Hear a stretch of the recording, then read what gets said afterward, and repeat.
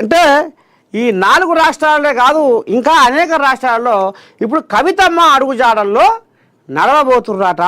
అమ్మ కవిత అంత రామసక్కని పని ఏం చేస్తుంది? ఓహో అంటే నిన్నయాల ఏదో జనం జాగృతి ఏదో జనం బాట జాగృతి జనం బాట అని ఏదో కార్యక్రమం పెట్టాగా తాత.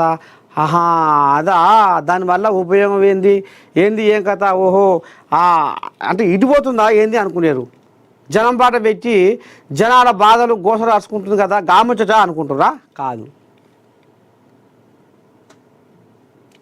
కవిత అడుగుజాడల్లో భారతదేశంలో ఉన్న అనేక రాష్ట్రాల మంది మహిళలు ఈమె అడుగుజాడల్లో నడుస్తేందుకు సిద్ధమవుతుర్రట. ఏపీలో ఉమ్మడి కర్నూలు జిల్లాలో ఒక మహిళ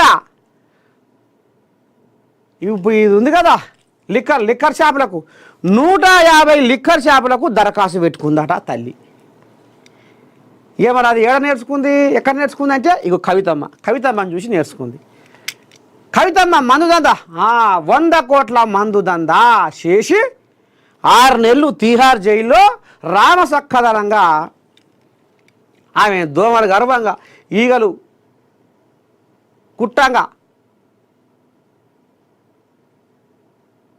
తీహార్ జైల్లో 6 నెలలు ఉండొచ్చింది.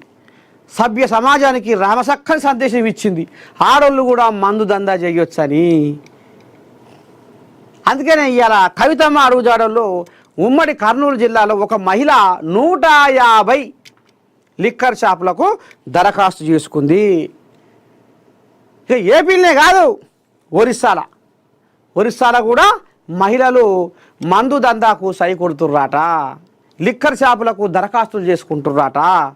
ఉత్తరప్రదేశ్లో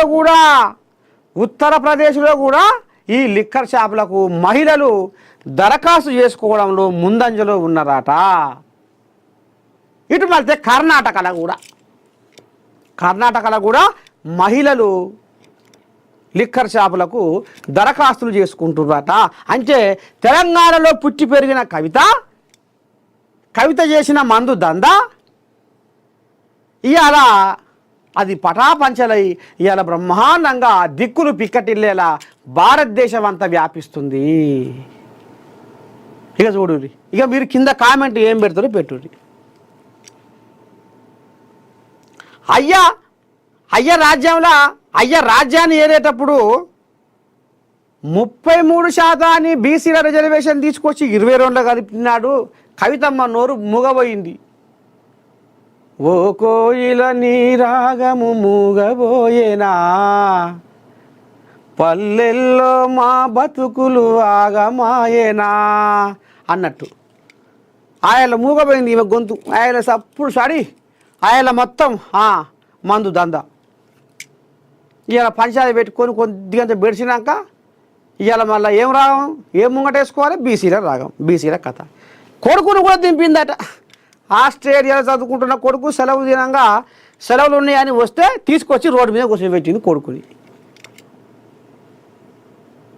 కవితమ్మ నీకు పద్ధతి తల్లి, నీ అడుగుజాడల్లో పాపం మా మనవరాళ్ళు మా అక్కచెల్లెళ్ళు వాళ్ళు నడిచి ఇంకా పాడైపోతట్టు.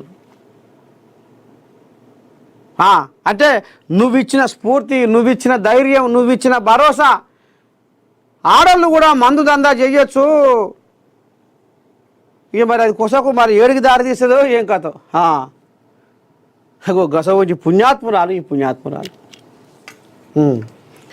లోకానికి ఒక రామసక్కని సందేశం ఇచ్చింది తల్లి.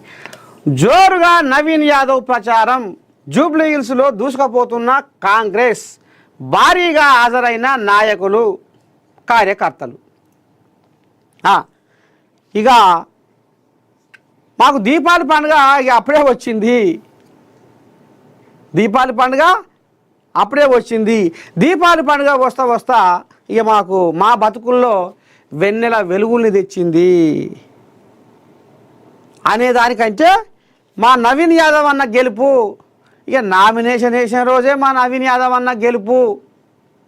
ఆ బలము ఆ బలగాన్ని చూస్తుంటే వామ్మ గుండెలు తరుక్కపోయినాయి. అయిపోయింది ఇక మా నవీన్ అన్న గెలుపు ఖాయం అయింది అని సప్పట్లు కొడుతుండ్రట జూబ్లీ హిల్స్ జనాలు.